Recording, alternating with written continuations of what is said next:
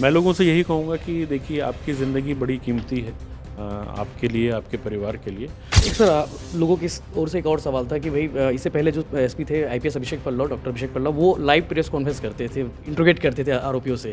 आपका तरीका कैसा होगा? एकदम बेसिक सवाल सर। आईपीएस सलभ सिन्हा बहुत कम शब्दों में जानना चाहे वो कौन है? Durg SP IPS Salabh Sinha charge ले लिए हैं। आज उनका पहला दिन है। पूछते हैं, बात करते हैं, क्योंकि दुर्ग को लेकर उनकी प्रायोरिटी क्या है। आज पहला दिन कैसा था, बात करते हैं। सर पहला सवाल, पहला दिन कैसा था?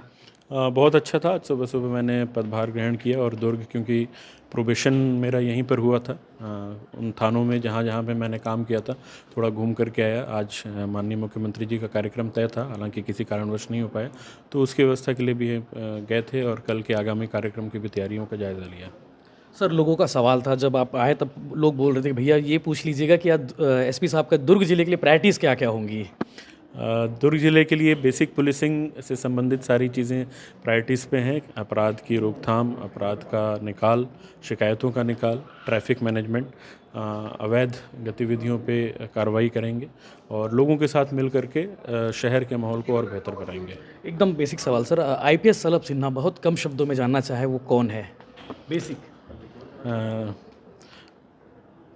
एक पुलिस अधिकारी होने के नाते मेरी जो पर्सनल तौर पे जब मैं छोटा था या जब मैं पुलिस में नहीं था, तो मेरी जो अपेक्षाएं थी एक पुलिस अधिकारी से, वो यही थी कि सरलता से और सहजता से जो लोगों से मिलकर उनकी समस्याएं सुन लें और उनका निराकरण करने का पूरा प्रयास करें। आपकी बायोग्राफी जानना चाहे। कुछ लोग बोल रहे थे कि भैया सर के बारे में ज़्यादा डिटेल हमें गूगल पे नहीं मिला है, तो आपके माध्यम से मिल जाए। मैं छत्तीसगढ़ का ही रहने वाला हूँ। मूलतः अंबिकापुर में मेरे पेरेंट्स रहते हैं और कोरबा में मेरी स्कूलिंग हुई है। कोरबा में डीएवी पब्लिक स्कूल में मैंने पढ़ाई की, फिर रायपुर से इंजीनियरिंग की मैंने, आरआईटी रायपुर से। फिर बालको में मैंने मैकेनिकल इंजीनियर के तौर पे कुछ साल सेवा दी और फिर 2014 में मैं आईपीएस में सेलेक्ट होकर के अपने होम क्वार्टर छत्तीसगढ़ आया। पहली पोस्टिंग दुर्ग थी आपकी? हाँ, प्रोबेशन जो हमारा डिस्ट्रिक्ट प्रैक्टिकल ट्रेनिंग होती है, जो ट्रेनिंग का कंपोनेंट होता है, वो दुर्ग से मैंने स्टार्ट किया था। जी। एक सर लोगों की ओर से एक और सवाल था कि भाई इससे पहले जो एसपी थे आईपीएस अभिषेक पल्लव, डॉक्टर अभिषेक पल्लव, वो लाइव प्रेस कॉन्फ्रेंस करते थे, इंट्रोगेट करते थे आरोपियों से। आपका तरीका कैसा होगा उस पर? देखिए, प्रेस कॉन्फ्रेंस तो हम भी करेंगे, अगर कोई उपलब्धि रहेगी तो उसके बारे में हम आपका अवगत ज़रूर कराएंगे। लेकिन क्योंकि पल्लव सर खुद मनोचिकित्सक रहे हैं, तो वो लोगों को बेहतर तरीके से मतलब उनसे बातचीत कर सकते हैं। मैं देखूंगा, अगर कभी ऐसी आवश्यकता पड़ेगी तो वो भी करेंगे और अदरवाइज जैसी परिस्थिति रहेगी उसके हिसाब से कार्य सर करेंगे। ट्रैफिक बड़ा इशू है भिलाई में, क्योंकि दो हिस्सों में शहर बटा है, पटरी पार और टाउनशिप। तो दोनों को लेकर आपने कुछ स्टडी की होगी, इससे पहले भी आप रहे हैं, आने से पहले आपने देखा होगा कुछ कुछ? हाँ, पहले से एक चेंज ये है कि यहाँ पे 4 पुलिस के मतलब यातायात के थाने भी बने हैं, तो अभी मैंने उनका पूरा एरिया नहीं देखा है कि कहाँ कहाँ पे किस तरीके से ऑपरेट कर रहे हैं। पर मेन सड़कों के अलावा अंदरूनी जो मार्केट एरियाज़ हैं उनमें भी मैंने यही कहा है कि ट्रैफिक मैनेजमेंट पे ध्यान दिया जाए ताकि लोगों को आवागमन में सुविधा हो सके। आईपीएस सलभ सिन्हा का कनेक्शन दुर्ग से गहरा रहा है, बताते हैं कि मामा गाँव है। हाँ, मेरे नाना जी यहाँ पे पदस्थ थे, यहाँ नंदनी माइंस में वो सर्विस करते थे, तो मदर यहीं पे रही हैं, तो पुराना नंदनी से काफ़ी पुराना नाता रहा है और अभी भी काफ़ी मतलब यहाँ पे लोग हैं, रिश्तेदार हैं। सर ट्रैफिक को लेकर एक और सवाल है कि कुछ लोग जो है बिना हेलमेट के, बिना सीट बेल्ट के लगातार, हालांकि इस पे दुर्ग पुलिस काम कर रही है, लेकिन आपकी ओर से एक संदेश चले जाए जो शायद कभी आपसे टकरा जाए, कभी कभी मिल जाए पुलिस वाले, तो फिर उस पर? मैं लोगों से यही कहूँगा कि देखिए आपकी ज़िंदगी बड़ी कीमती है, आपके लिए, आपके परिवार के लिए। सिर्फ थोड़े से उपाय करके आप अपनी ज़िंदगी बचा सकते हैं।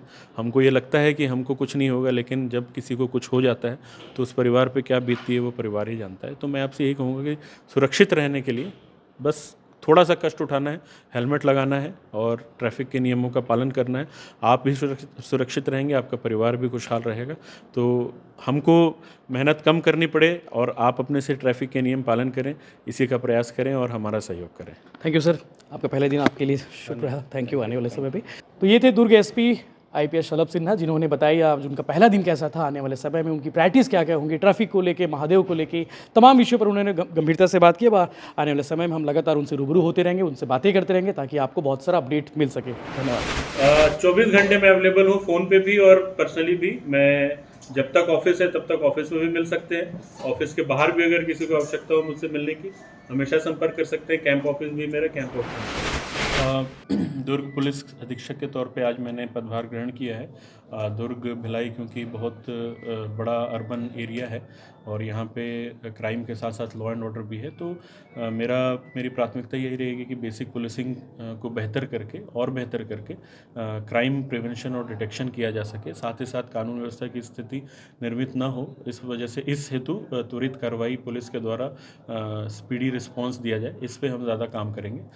अभी जो शहर में अपराध हैं उनका निकाल किया जाएगा, पुरानी शिकायतों का निकाल किया जाएगा, तो यही मेरी प्राथमिकताएं रही। बेसिकली हम लोगों का विचार ये है कि ग्रामीण क्षेत्रों में क्योंकि काफ़ी सारे गांव होते हैं, काफ़ी दूर होते हैं, जहां पे लोग थाना या तो जाते नहीं हैं या तो थाना जाने में घबराहट होती है, तो हम उन तक चलित थाना के माध्यम से पहुंचना चाहते हैं। साथ साथ शहरी क्षेत्रों में भी हम देखेंगे कि अलग अलग स्थानों पे हम जागरूकता शिविर चलाएं, जागरूकता शिविर के माध्यम से लोगों को पुलिसिंग के संबंध में जागरूक करें और उनकी समस्याएं सुनें, उनका निराकरण करने का प्रयास करें और उनसे बेहतर संबंध बना सकें। विजिबल पुलिसिंग बस वही है, बेसिक पुलिसिंग की जो मैं बात कर रहा था, अलग अलग क्षेत्रों में हमारी उपस्थिति रहे, पेट्रोलिंग, फुट पेट्रोलिंग के माध्यम से हम लोगों के बीच जाएं, उनसे बातचीत करें, उनसे उनकी समस्याएं सुनें, तो मुझे लगता है इससे काफ़ी बेहतर रिजल्ट मिल सकता है।